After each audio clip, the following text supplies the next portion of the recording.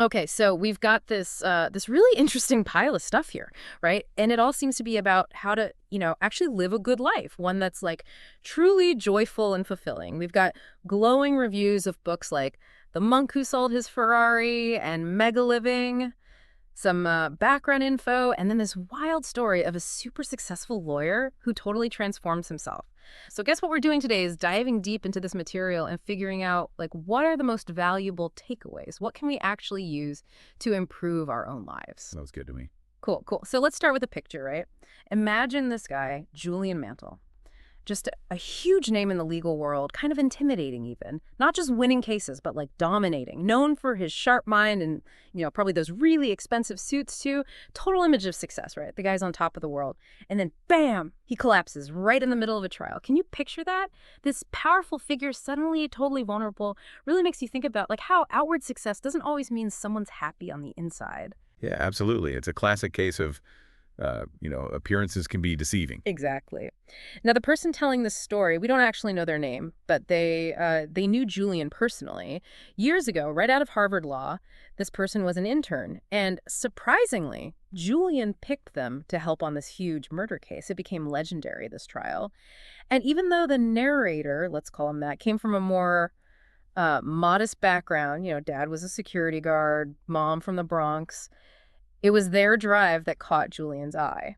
Interesting. So it was more about their work ethic than their background. Exactly. So they win the case, obviously. And for the narrator, it's not just about law. It's like a crash course in, the psychology of winning at all costs. Time passes, and the narrator settles down, gets married, has a family. Those crazy days with Julian become a distant memory.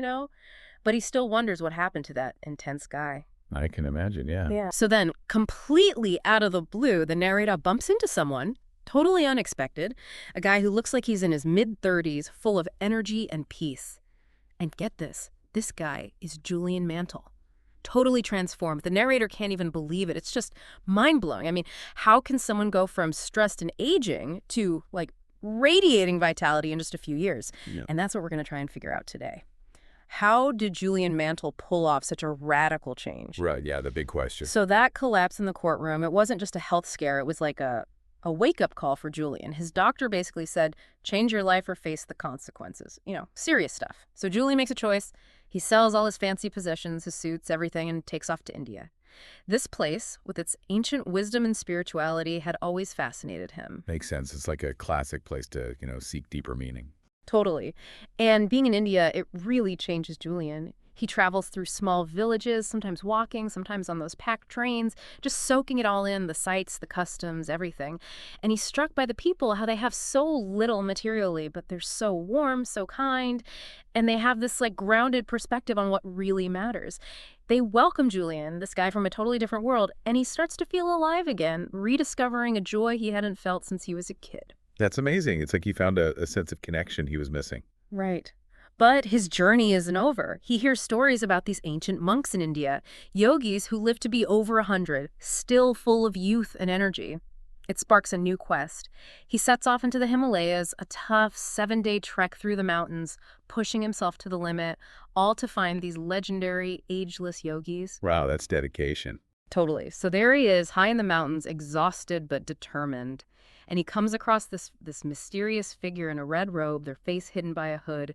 They seem unfazed by the harsh environment. Julian calls out to them, asking about a place called Savannah, but they don't respond, they just keep moving. But then they suddenly stop, and Julian cautiously approaches. He can't see their face, but he notices a basket overflowing with the most beautiful flowers he's ever seen. And then this silent figure turns and leads Julian along a hidden path into a lush green valley sheltered by the Himalayas and a pine forest. Okay, this is getting really intriguing. Right. And then, get this, they arrive at a village built almost entirely out of roses. I mean, can you imagine? Houses, even a temple made of red, white, and pink flowers, all held together with colorful string and twigs. This is Savannah, the home of the sages, these incredibly youthful people with like a childlike wonder in their eyes. For Julian, it feels like coming home, finding a peace and simplicity he'd forgotten. This is where his real journey begins, embracing a life of serenity and harmony, hoping to rekindle the spark that his legal career had, almost extinguished. Wow, what a story. So what happens next? So in Savannah, Julian meets his main teacher, this guy named Yogi Raman. And Yogi Raman, he teaches Julian through this mystical fable, not just lectures, but a story filled with symbolism, 7 symbols to be exact, each representing a key virtue for living a truly enlightened life. So it's like a blueprint for a better life. Exactly. And the first virtue is represented by a garden. This garden is a metaphor for the mind. Just like a real garden needs care, our minds need to be nurtured with positive thoughts. If we let negativity take root, we'll never find peace and harmony. Yeah, it makes sense. It's like, weeding your mental garden. Totally. And the sages, they practice something called opposition thinking. Basically, you actively identify negative thoughts and replace them with positive ones. Julian used prayer beads to help with this.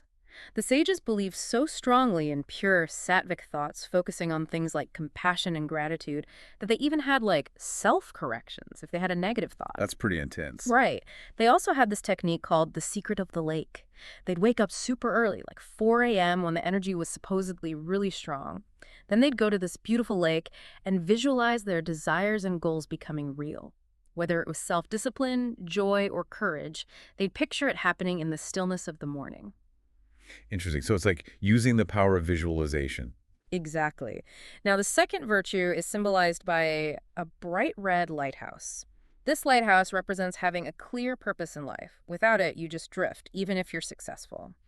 The sages believed that achievement was more than just money and stuff. It was about inner peace, self-mastery, and, spiritual enlightenment. So it's about having a guiding light, a direction in life. Exactly. They said you have to set clear goals in all areas of your life, personal, professional, spiritual, and then, crucially, actually work towards them.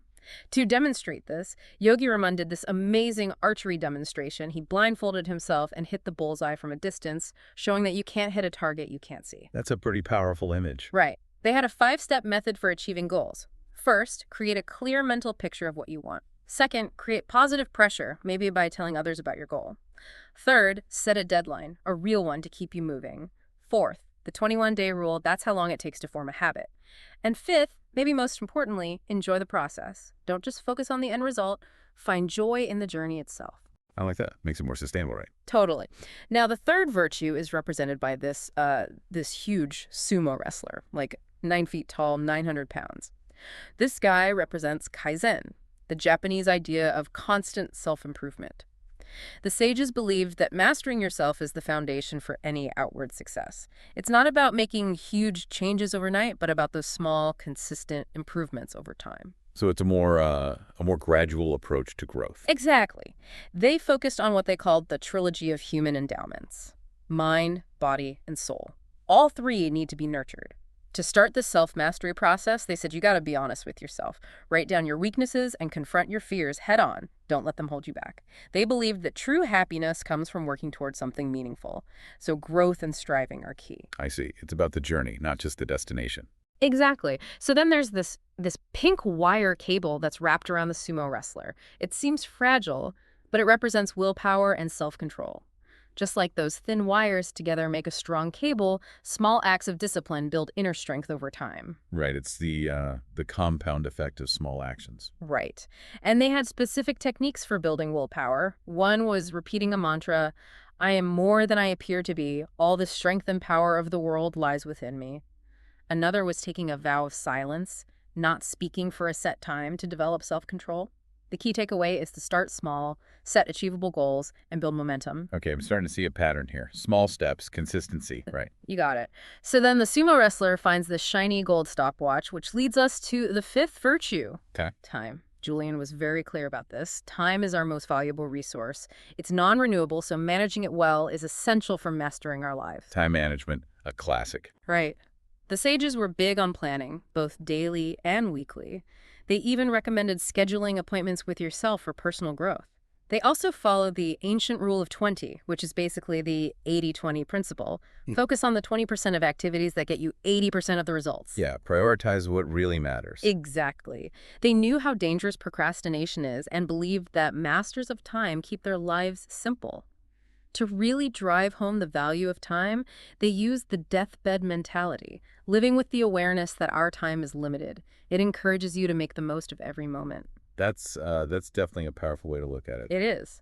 Okay, the sixth virtue is represented by these fragrant yellow roses that the sumo wrestler finds. These roses symbolize selfless service. The sages believe that dedicating your life to something bigger than yourself brings true happiness. It's about giving and making a difference. Yeah, I can see that. There's a certain fulfillment in helping others. Right. Julian told this story about an old woman and a little girl building a table together. It showed how even small acts of kindness can make the world a better place. He emphasized the importance of friendships and doing nice things for others. It enriches their lives and yours. It's a win-win, really. Totally. And finally, the seventh virtue is represented by this path covered in sparkling diamonds. It's a long, winding path, and it symbolizes living in the present moment. The sages knew that the past is gone and the future is uncertain, so the only thing we have is now. Mindfulness, right? Being present. Exactly. Julian realized how much time he wasted dwelling on the past or worrying about the future. He regretted not being more present with his kids when they were little. He was too focused on work. He also told this story, Peter and the Magic Thread, about a guy so busy trying to reach a goal that he missed all the good stuff along the way.